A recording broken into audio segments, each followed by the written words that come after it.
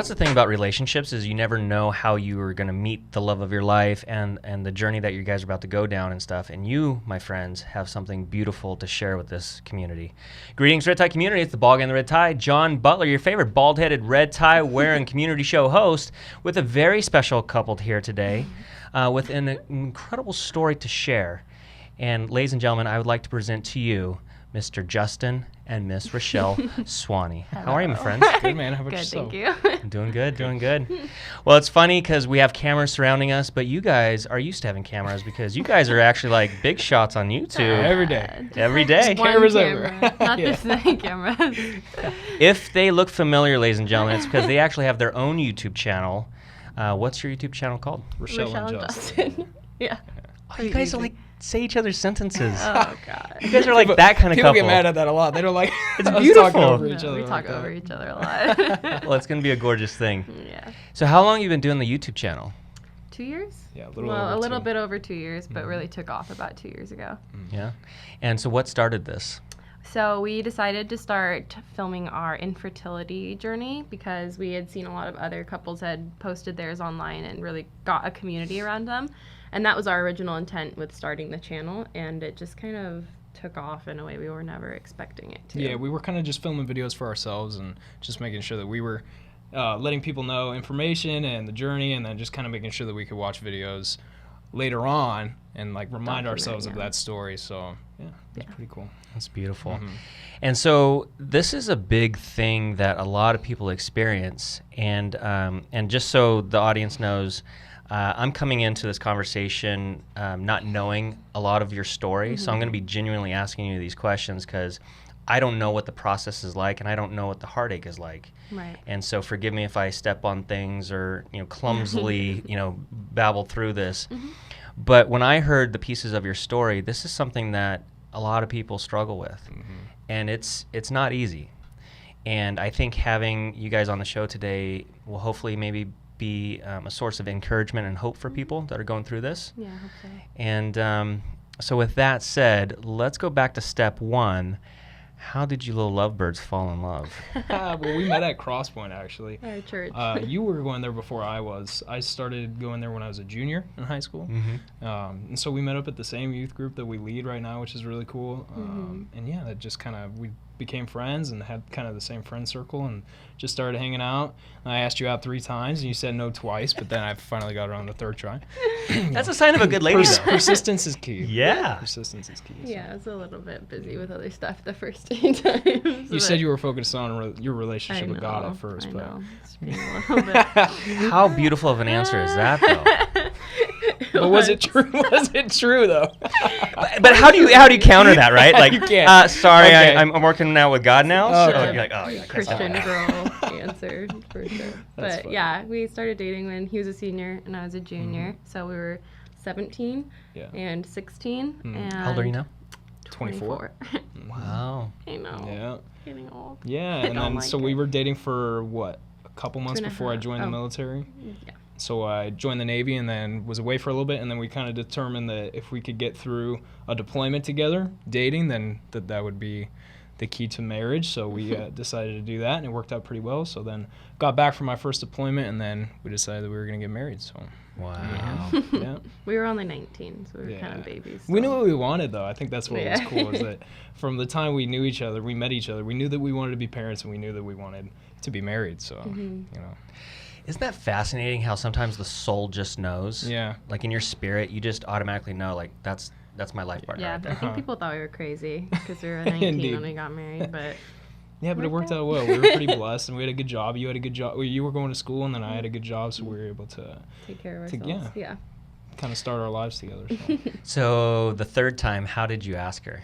I forget how it went down. Uh, I think I was just bugging her so much at that point. Oh, we went to Denny's, and I like put my arm around you or something like that. That was the Your first sister was time. weird. Oh, was that the first time? Yeah. I can't remember. The 3rd time it was we had finally decided to just be friends. or I told him we were gonna be just friends. And then we just went to like a basketball game and hung out. That's right. And then he texted me afterwards, and I don't know why, but I just was like, all right, I'll go on a date with you. I think I just said I had a really good time with you tonight, and Yeah. I look forward to getting to know you a little bit better. I think I just gave in a little bit. Yeah. Yeah, She just saw that I was a good guy. yeah, at that you point. are a good guy. Interesting. Isn't it fascinating how you meet people and then all of a sudden your life is changed forever? Mm-hmm. Yeah, it is. That's a beautiful thing. So you got married, and did you immediately want to go into having kids, or was it like your plan to wait, or how We that had work out? originally planned on waiting 2 years. And then about 1 year in, I changed my mind, and I was like, no, I want a baby right now. Well, I think we knew when we got married, it was like, we definitely want to have kids. Yeah, for sure. yeah, we did. We just need to find out what's the best time to We start. thought 2 years was like a good, like, Yeah. have some marriage time. But about 1 year in, I was like, I think I want one now. And Yeah. Justin was like, yeah, me too. I think we had done everything that we wanted to do at that point. People were like, oh, you should go travel. You should wait to have kids. And we're like, man, we've done a lot of things together. We've gone on trips. I think we're ready. So. Yeah, so I told him, and he was like, yeah, I'm ready too. And it's actually funny because our best friends were trying it at the exact same time that we were. We both decided at the exact same time that we wanted to start our families. And so we literally started trying to get pregnant like the exact same time. And she got pregnant instantly. Right. And so I was only 20 at that time. So we were like, there's no way we're going to have any issues. 20 and 21 maybe. Actually, I think you were 22. And just we had no idea that that was going to be a problem. So about 5 or 6 months into trying to get pregnant, I just, like I told Justin, I just had like a feeling that something was off. And so I just told him, I was like, I just don't know, but they make you wait a year before you go get tested to find out what's going on, because they're like, you're probably just, it'll happen when it's meant to happen. And I was like, no, something's off. You had this feeling the whole time. Yeah, I just knew something was off. So about a year, almost exactly a year in, maybe closer to 10 months in, we decided to go to the military hospital at the time and get tested and see what was going on. And all my tests had come back normal. So they were like, oh, we'll just do a test on, Justin, just to double check. But usually that's not the issue. Yeah, and what concerned us was that they waited for a while to test my sample, which was weird. And so that kind of threw us for a loop. So when we got the results, we were kind of wondering, okay, well, was this actually what's going on, or was this because they waited so long? So we weren't too sure. And then we decided that we wanted to go get tested elsewhere to get a couple the military answers. hospital is not like a fertility clinic. They're just a military hospital. Yeah. So there's not so much they can do.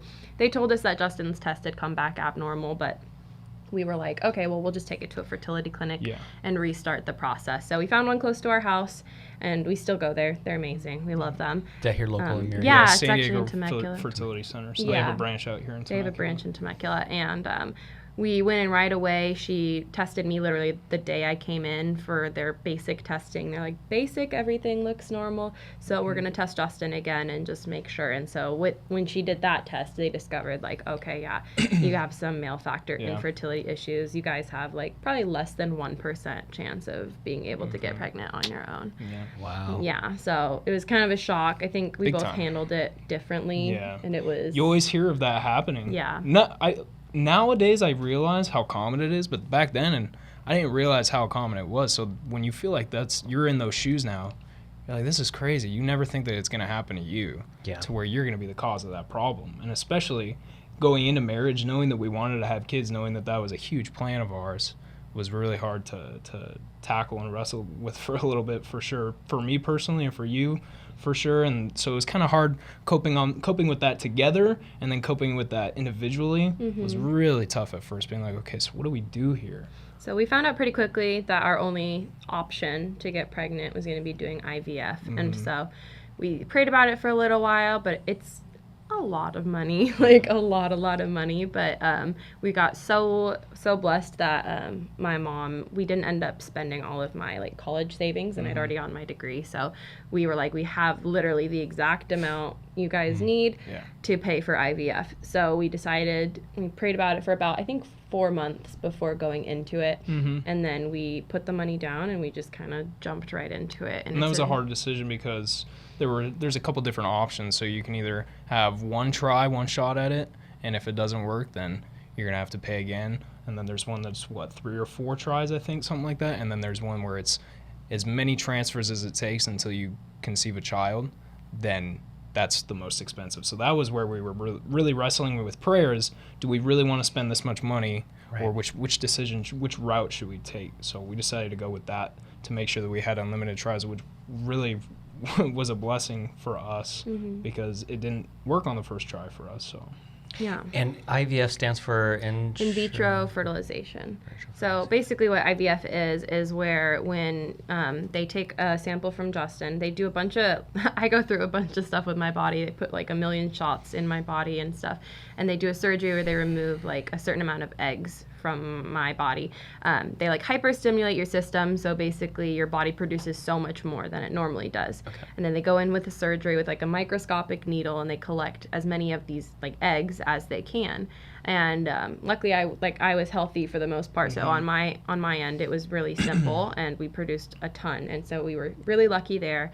They put them, normally they put them in a dish and let them basically create embryos by doing it themselves. But because we had male factor, we paid extra to do this thing called ICSI, is where it's the same thing, but they implant the sperm into the eggs. Sure. So they do a little bit more work for you. Yeah, it's a little bit like helping them skip the step of fertilization to really doing it for you. Because we had male factor, it just made it more sense because of that. So they did that, and then you wait a process of 5 to 6 days. They're calling you every single day with an update, like, okay, this is how many we started out with, and this is how many are left. So it's kind of a stressful couple of days because you're like, we had 33 embryos or eggs to start with, and now we're down to 10, and now we're down to, it changes daily. It's a pressure cooker, yeah. It is, and you just never, there's nothing you can do about it. You're done at that point, so you just have to wait. Yeah. And to know which ones are healthy, which ones are unhealthy, so they give you details on everything. Yeah, but it's like you're like, oh, my little babies, like that's how you feel about it. Like, so we got really, really blessed. We ended up with 17 frozen embryos. Yeah. Wow. So we were like, oh my God, like that's amazing, but also terrifying because that's 17 and we don't want 17 And it's a pretty uncommon number. There's a lot of people and stories that we heard before we went through with our process where people said they only had 6 or 7 embryos or just a couple embryos. So we were really scared. Yeah. Like, I wonder what our total number is going to be. How many chances are we going to have at this, So 17 was good. 17 It was good. It was good. It was just like an overwhelming number in the sense of like, well, we don't want 17 kids, but hey, why not? I know. So Let's it was go just a little overwhelming, but it was good. And so we found that out, and then our clinic, what they do is they freeze them all instead of doing the transfer right away. They want to give your my body time to recover from all like the stuff they just put you through. So you wait about 2 or 3 months, and then they start the transfer process, which is where they go and they use a catheter and put the embryos inside of you. Okay. And then that's it. You're done. You wait your 10 days, and then you take a pregnancy test. So like the transfer section is like a quicker than like the actual going through the surgeries and everything. So we did our first transfer in November of 2016, and I think we just had our hopes up really, really high because our doctors had given us a really high rate of success for, for being so young and for having such good healthy issues on embryos. My end. So we had our hopes up pretty high. And we transferred 2 embryos on our first round too, which they try and steer you in the opposite direction. They want you to do 1 because the chances of having twins are pretty high, especially when you're transferring 2 embryos. So we said, no, we want to transfer 2. We don't want to risk not having this work. We were okay having twins. Yeah, we wanted to have twins too, so. Like, we didn't even really want twins necessarily, but we were okay with having twins. Yeah. We'd been waiting so long to get pregnant at that point, so the risk was worth it. But we found out about 10 days later that it was negative. And so that was a hard time because we'd built our hopes up, spent all this money, like gone through. Physically, it's a lot. I'm taking progesterone shots daily and taking estrogen pills. And so, like, your emotions and everything are just kind of all out of sorts. Why are you crying? The microwave won't start. I know, literally. Like, everything sets you off. It's such a routine. There's such a hassle with all that. Yeah, so it was hard. We knew we wanted to go right back into it and try again in about 8 weeks. But we were also just, like, emotionally, like, unsure. I think if we had decided that if the next one didn't work, we would take a break for a little bit just because of all the stress emotionally, physically. But that was just a hard time. Yeah, it was really tough. We were both trying to cope with it separately, emotionally, and so we kind of isolated ourselves a little bit. So we weren't really close during that time before our next transfer. I think it would just hit us. It just really shell-shocked us, being like, we've tried so hard and spent Yeah. so much money to have this not work now. And now to think that it's going to work in the future, there was just no There's no thought hope. of that in our minds that this would work, especially since we transferred 2 embryos. We're like, that's crazy. You'd think that at least one would have stuck, but the both of them didn't go through. We're both So just that was very really different scary. personality types, so we handle things completely differently. We Mhm. react to that kind of stuff, so we Yeah. just kind of like And that was a hard time paused. for us. It was yeah. hard, yeah. So there's almost this feeling of defeat. Mm-hmm. That's Interesting. Yeah. huge. So then in January we decided, okay, we'll try again one more time. If this doesn't work. January of 18? 17. 17, okay. Yeah, so that was just 2 months after the first transfer hadn't worked. Yeah. And did the same exact thing, put 2 embryos in and hoped for the best. And I remember Justin was I was working a lot during that time. Ever since the first transfer failed, I was gone almost every other week, underways and stuff, and just not being home and not being able to contact and communicate with her. So it was tough. And then I remember, you go ahead and say that. You were I gonna was say like, that. I was just like not hopeful about the pregnancy test. I didn't have any symptoms or anything, so I just like kind of had decided in my mind at that point that it's gonna be negative. And so he wasn't even home when they call you with the results. They do a blood test. You don't take the test at home, and I don't take a test before they do the blood test because it's just like stressful. Yeah. So we were just waiting for the phone call, and Justin wasn't even home. And Came home that day, that night. yeah, you were supposed to be coming home the next morning, actually. But I was like, I'm just going to answer it without him because I know it's going to be negative. And so he doesn't need to be here. And he even told me, like, just call me when you get the results.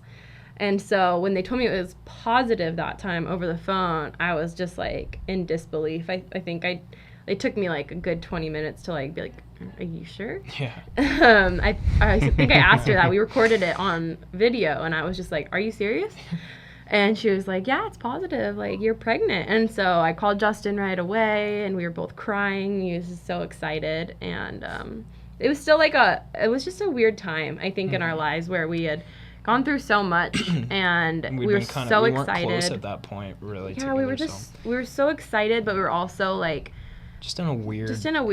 headspace. It put us in a really weird headspace, Yeah. and we were just kind of like, I think, bitter a little bit that we had to go through so much to get pregnant. Not with each other, just Well, in and then general. we had other people and friends around us that had their Multiple kids now and kids. stuff. So spending Yeah. time around people, it was just so emotionally draining. Almost every time you saw kids at that point. So And I think that's an important thing I want to just go a little bit deeper on right there, because I think from what I hear from stories of people that have challenges conceiving and things like that, there is some frustration when they see someone that probably shouldn't be having kids just popping them out left and right kind of Yeah. thing. Right. Can you, is there anything you could speak to that, like just that emotion? I think it was harder for us to see people we were close with Our best because we friends. were surrounded by not people that shouldn't have kids at all, just like people who we, loved and wanted to raise our kids with.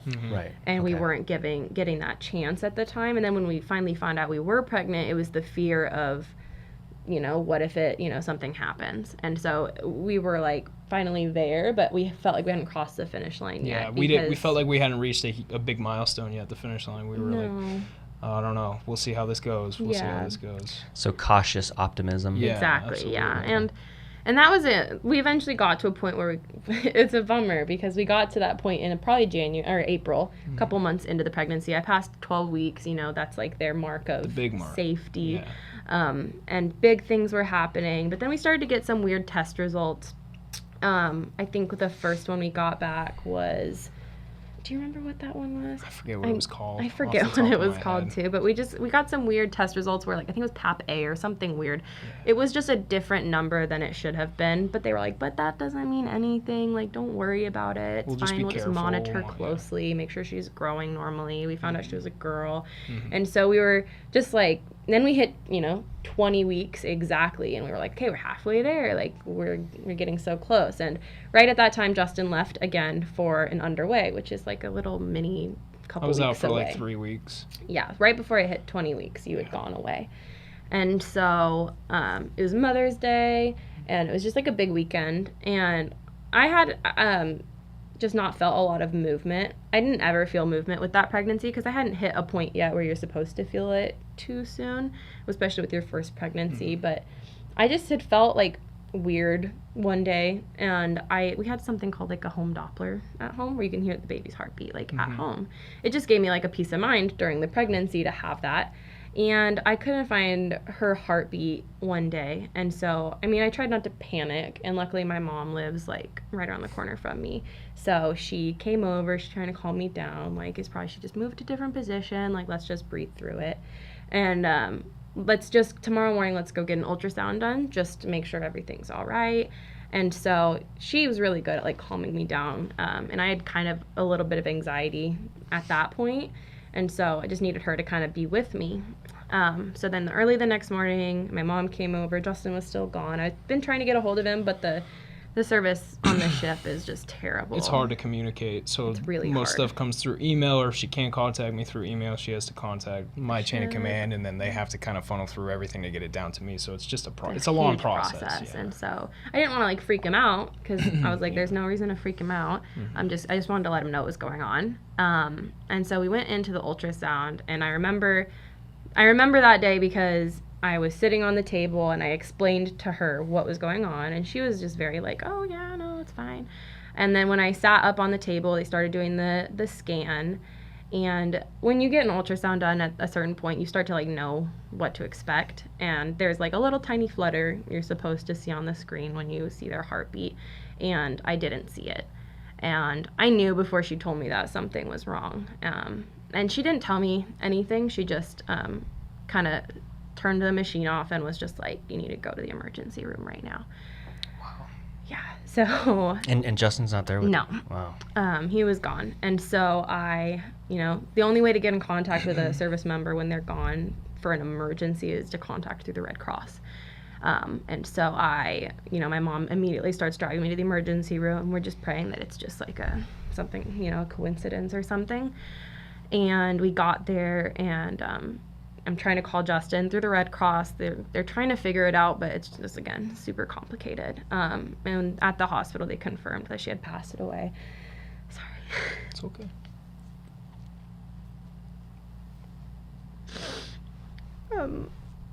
You go. Yeah, it was a really hard day. So I get a phone call to go see my captain. I'm like, that's weird. I usually go see the captain. So he called me up to his office, and he said, hey, I don't want to concern you right now. He said, but we just got a Red Cross message. And at first I thought it was either Rochelle or another family member, but he started explaining to me that something was going on with the pregnancy, and something didn't hit my mind at that point that Bryn had passed away, because no one had said that she had passed. They just said that your wife's in the hospital right now. She's in the emergency room. They're trying to figure everything out. We're going to fly you over there right now. So I'm like, okay. Are you out in the Pacific right now? Yeah. Okay. So, and it finally started dawning on me, and then I finally was able to go call you. He said, you need to go call your wife real quick and check on her. So they gave me the satellite phone to go call you, and we talked, and that's when Rochelle had finally told me that they were going to be inducing her to get Bryn out the next day. And so at that point, that's when I knew what was going on. And so they flew me out that day. Tim James, our pastor, came and picked up Justin. Yeah, Tim came and got me from And Miramar and drove me back home, and met you at the hospital. And so it was a hard weekend. It was like Mother's Day weekend. And so like it was just the worst weekend. Worst time. But we went through the induction process, and I think I was just terrified because I didn't know. It was terrifying. It was our first. It was scary. We didn't know what to expect. Yeah. We got to spend a lot of time with her, which was good. Yeah. Yeah, we got to hold her and see her, and that was hard. I mean, I'm thankful that we had the opportunity to do that, but man, that was the most excruciating thing that I think we'll ever go through. It's holding your newborn in your arms, but she's not breathing, and that's insane to think that this happened, and to question, why is this happening? Why would God let this happen right now? And to know that you're not going to be able to see them walk, and all of those things just start going through your head at that point. And so it was hard. It was a very bittersweet day to be able to. Like I said, I'm so thankful that we were actually able to spend time with her. But man, that was the hardest thing I've ever experienced. So a couple weeks later, it was of course, like the timing when Justin was supposed to deploy. Yeah, I was supposed to deploy It was 6 weeks a month and a later. half after she passed away. So we basically had to So- like race against the clock to, you Trying know, to cope together for a little bit and spend time together before I left for 8 months. It was just like, we had really, to God? Like, find out where she was this going to be time right buried now? Are and you all of serious? that. Yeah. So it was just like a race against the clock to like, hey, we have to, you know, apply to have her at the Riverside National Cemetery, and we have to, you know, fill out all this paperwork, and we have to go get Justin's will done for when he leaves for deployment. So it was just kind of like All these tasks crazy. that you gotta was tackle insane. when you're grieving. the last thing you want to do is any of that. Exactly. Wow. And so, crazy. eventually he left. He left in about, it was July, I think. Yeah. She had passed in May. He left for 7.5 months, 8 months. I don't Oh, remember. jeez. And so that was a hard time too, just because obviously you're trying to like grieve, but you can't like do it together after everything you've gone through. And so we just, you know, we did our best to stay in communication that we could the whole time he was gone, and every time he was in port we would talk and stuff. And so it was like the worst timing for him to leave, but I mean we But got we're through so it. thankful that God gave us a big opportunity before I left that we were able to go to Hawaii together Yeah, we and got just to get 10 away days and just went away. from the world and get away from everything, and that brought us closer together than I felt like we had been in years Yeah. since we first started the process. We decided. I think we decided after everything at that point. We'd been so scared of everything. We were like, we have to make a decision is if we're going to fight through this together or we're going to let distance it each other, like yeah. tear us apart. And so we decided to, you know, put everything into our relationship at that point. And things got, you know, it was hard, but we started to heal together even though we weren't together. Together. It was really weird. And then we had to make a huge decision, which was, you know, it had been 6 months and my IVF clinic had given us the, okay, you're good to try again when you're ready. How were you emotionally at that point? Were you ready or a little? I think we were. I think we were also just, we knew that if the test had come out negative, Justin was going to be deployed still. And so I would have had to cope with another negative Alone. pregnancy test alone. So trying to decide that from across the world together was pretty tough. Yeah, just trying to find the time to even talk about it Yeah, was hard. exactly. So we had to, and we had like, you know, limited time. They kind of go on a certain routine schedule, all that jazz, and you have to follow their routine. And so we, you know, prayed about it, and we asked a lot of people in our lives, you know, what their thoughts on it were. And we decided like, hey, if it works out when Justin comes home from deployment, I could be pregnant again, and we could, you know, be trying to start our family again. And so we decided, okay, we're just going to give it a shot. And so I think it was also in November of 2017, Yep. when he was about Couple months 5 away. months into his Yeah, a couple months deployment away. and 3 months away from it ending. We were like, all right, we're just going to do it. And Yeah. so we jumped right back into it. And it was... This is attempt number 3 or 2? It would be Attempt three. three, So the first okay. one didn't work. The second one we got pregnant and it Okay. was a loss, and then the third one, so it was our third transfer. And it, like I said, it's just physically a lot. I have to do giant intramuscular shots. Like that's how long the needles are every day for 12 weeks if you get pregnant, and then for 5 weeks if you don't. So it's just like a lot to put your body through. That's why it was such a hard decision, but we decided to go for it. My mom was amazing. Thank God your mom was around. 'Cause Yeah, I she can't helped me with imagine the trying to shots deal every with that day while he was yourself. deployed, and she would always come over every night to do them because I couldn't do it myself. They're like way back on your hip where you can't see, so it's Wow, just yeah. it's a lot. And I know your so- mom. Your mom's a dynamic, wonderful Yeah, lady, she's a so, super mom. yeah. So she just came over literally every single day and did those with me whenever I needed her to. And we found out that transfer worked about 2 weeks later. And I remember I couldn't get a hold of Justin, of course, because And the numbers were so military. good for that one too. It blew us away. The numbers compared to the last pregnancy when Yeah. we found out were just incredible. They're like, this is a beautiful, healthy pregnancy right now. Yeah, So, and obviously that pregnancy came with a lot of like anxiety, just constantly wondering if something was wrong. I think we paid probably hundreds of dollars out of pocket just to go to get an ultrasound at like one of those non-doctor ultrasound places, just because it gave me so much peace of mind when I would go there to like We were doing see that her. about once a week. At By the the time end, I got home. At the end, we would go all the time just because I was so freaked out. If I, for an hour didn't feel her move, I'd be like, I need to go to the hospital. Yeah. So it was just like an anxiety thing constantly for both of us. And so we finally, we ended up getting induced a week early at 39 weeks because I was high risk and they wanted to just get her out, like they wanted her out They didn't want to safely. push it longer since the last pregnancy had failed. They were like, she's good, she's ready, we can get her out. At 39 weeks? Yeah. So they induced me in labor for about 24 hours, and she came out 9 pounds, 1 ounce. So. And this is baby Big, Emma? healthy. Yeah. This is Emma. So we have her. She's 1 year old now. Almost one. Next month she's going to be 1. In a couple weeks. That's crazy. And with that said, we actually have some film footage that we would like to share with the audience of little Emma and playing with her daddy. Here we go. Thank you. What's he doing? Is he playing dead?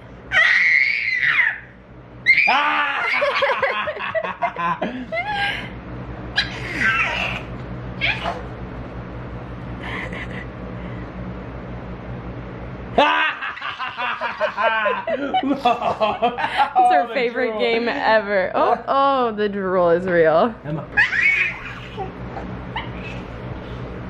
She heard her and then she went back.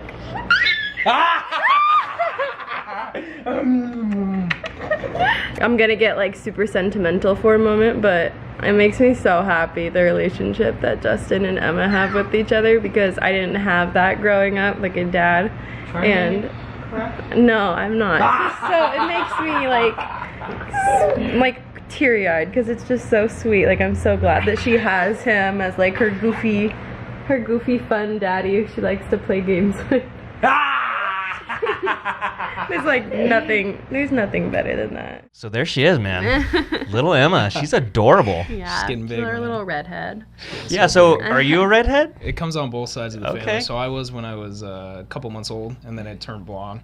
My grandma still has it, and then she has a cousin that has red hair, and then We didn't expect that. That was a surprise. Yeah, They told big us she time. was gonna be small, and 9 pounds in nine- small. blonde, blue and eyes. she was a week early, so she Watching the was, doctor's face when she came out, they were like, dude, that's a big baby. Yeah? Yeah, but she's super healthy, and just been the last year has been probably one of the best of our lives, getting to spend Yeah. with her. I think and it's just like when you go through everything, IVF, loss, anything, you just like appreciate it so much more. Like, Yeah. I think people think we're crazy because we never like want to be away from her. Like, even today when we were dropping her off to the babysitter, I like Justin's almost like, cried. I'm gonna cry. I'm like, I don't know why I feel like I'm crying. We've left her for 5 days, but now I'm leaving her for an hour, and I feel like It's hard.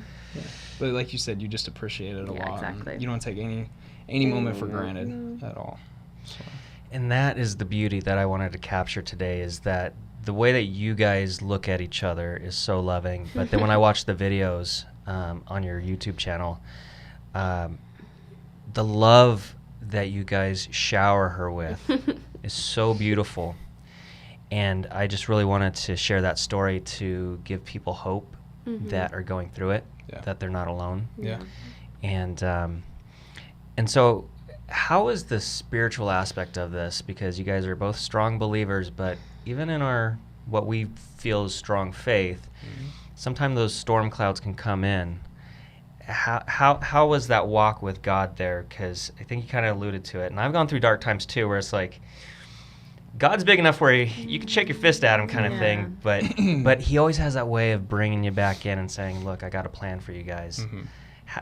Can you kind of speak to that? I know you kind of hit it there, but I think we both handled it in different ways. I think Justin was more so on the side of like, God's bigger than, this, and I think I would just done it at that point. Like, I kind of I stepped back for a little bit. I stopped going to church for about 6 months just because I was so angry. I was angry, I was hurt, And not that I ever stopped believing in God either, I just felt like I needed some time to kind of process through everything we had gone through. And luckily, I have people in my life who didn't let me step away more than I did.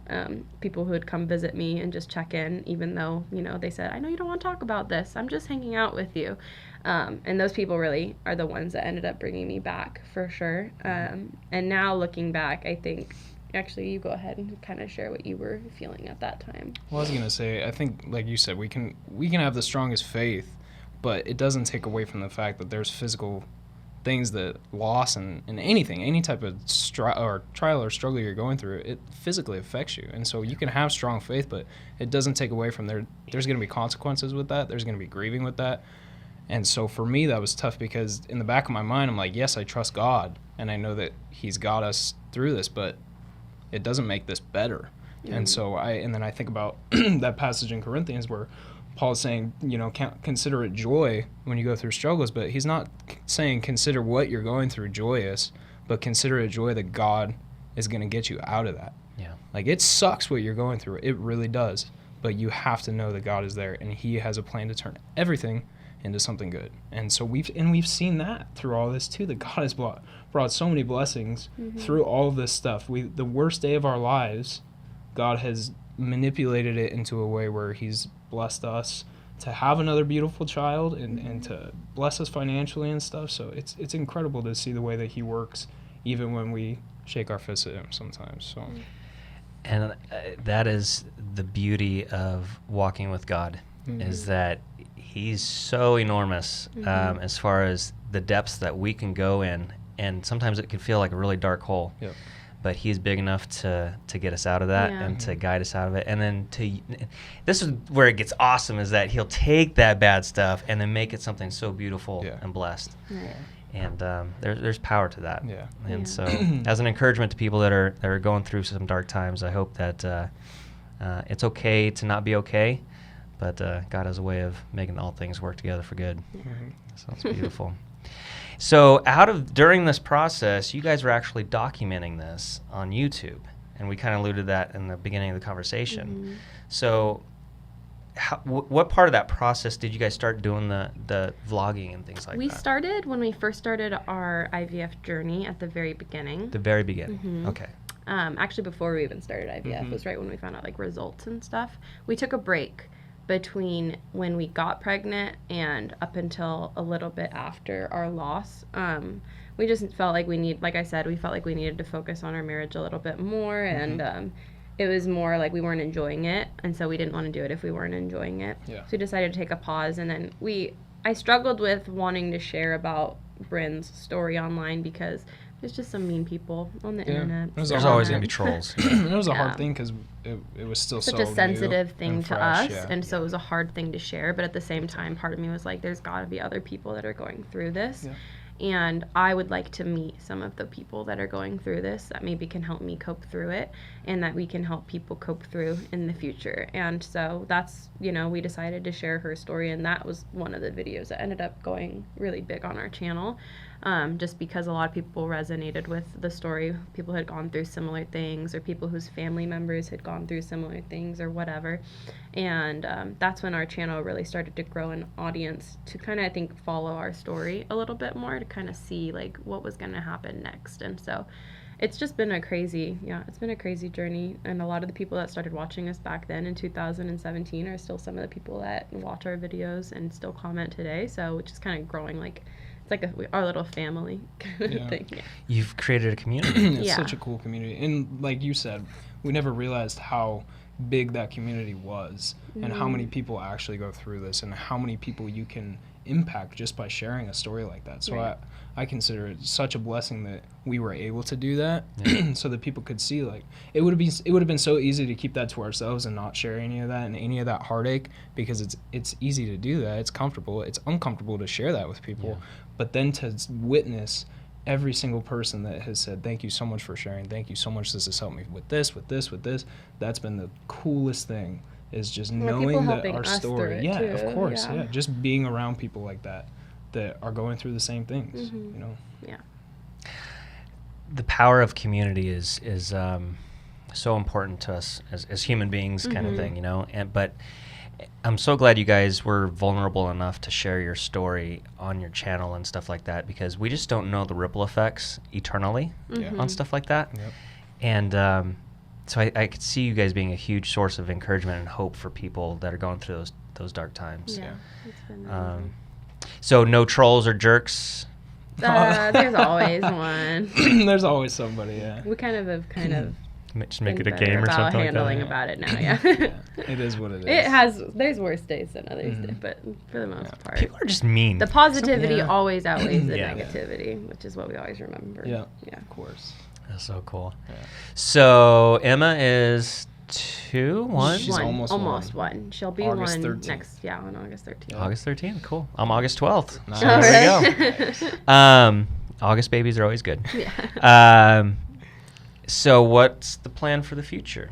I mean, We've actually just started our 4th embryo transfer cycle. Yeah. So We just got our meds today. we just got our for meds shots and today everything, for the so- shots again. Mhm. So oh, yay. So we're going to be starting soon. Yeah, hopefully by the end of August we'll do another transfer and we'll see what happens. We have 11 more embryos. Yeah. So it's going to be interesting to see how it all pans out. and they're gonna do 2 again. Yeah. I think that's what we've decided. That we're going to do each I time. think we've decided that. Now that we've had one, I'm like, ooh, do I want twins?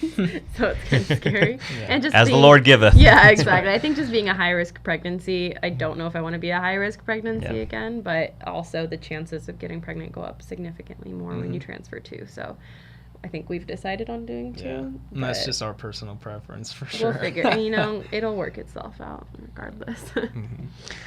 Wow, what an incredible journey that you're still on. Big time. Yeah, it's gonna be a long one. Wow. Indeed, especially if we want to have 3 more. Yeah, hopefully. So what's the goal? Yes, 5? We we would wanna have like 3 to more. have 3 kids. 4 kids. So, I'm sorry, So 3 4 more kids kids. total. 3 more kids. Okay. 3 more kids. So 4 total. So they're all paired up. Yeah. We would like to, but we'll see. You just never know. It's gonna be a with IVF. long journey yeah, for we have sure. No idea. Wow. Well, it's gonna be exciting. Yeah. Well, very cool. I'm just so blessed to know you guys to be a part of your journey, and hopefully we'll get you into a home here pretty soon as well. So, Let's hope so. We're praying about it hard. are you ready for that journey? We're ready. So ready. We're ready. Well, Yeah. I appreciate you guys, reaching out to me and allowing me to be a part of the journey and stuff like we that. appreciate so. your professionalism, man, and you're highly recommended by everybody that we know for sure. So, Thanks, man. Appreciate that. Yeah. And a home is so important because that's where memories happen, and that's where, the first steps are taken, and all these things that become a part of your story. Yeah. And your family story is already so beautiful, and so I'm glad I get to write a paragraph in it. And thank you so much for being on the show. Do you have any final thoughts or words of encouragement, maybe for somebody that's watching this, that's where you were at some point in that journey? You're better with words. I think I would just say the most important thing is you're not alone Yeah. if you're going through it, and to know that God can bring you through anything. And even if it doesn't work the first time or the second time, that God is going to bring you through it. And it sucks, but just know that you have people around you that have gone through it and that want to support you, that want to help you. And so reach out and allow people to comfort you, allow people to come around you and just support you and lift you up, so that you can travel through that journey with other people, because we're not meant to do this life alone. So, yeah. Well said, my friend. Yep. And that is the essence of what I hope to capture with the Red Tie community, is that it's about relationships and experiences. Yeah. And we're not alone. We do have a community. And thank you for being part of mine. And ladies and gentlemen, thanks for watching this episode of the Red Tie Community Show with Justin and Rochelle Swanee. How can they check you out on YouTube? Rochelle and Justin. Rochelle and Justin. It's really creative. Yeah, or Swan Fam. Yeah, Swan Fam's another one too. Yeah. So it's like our nickname. And you guys have what, 500, 600 videos? I think Something so. like that, I think we're yeah. at like 500 something. Can't even yeah. keep track anymore. Yeah. It's a I was lot. joking with you guys in the lobby. I said, usually to my guests that come on the show, I'm like, "Are you ready to be YouTube famous?" But I'm like, "Yeah, you guys are already YouTube famous, so this is nothing to you guys." This is a whole That's new, funny. different ball game. Yeah. Well, thank you so much for being on the show. Thank you. And that's it for this episode, ladies and gentlemen. Thanks for watching. This is John Butler, the bald guy in the red tie, your favorite bald-headed red tie wearing real estate show host, saying thanks for watching. See you in escrow. Bye.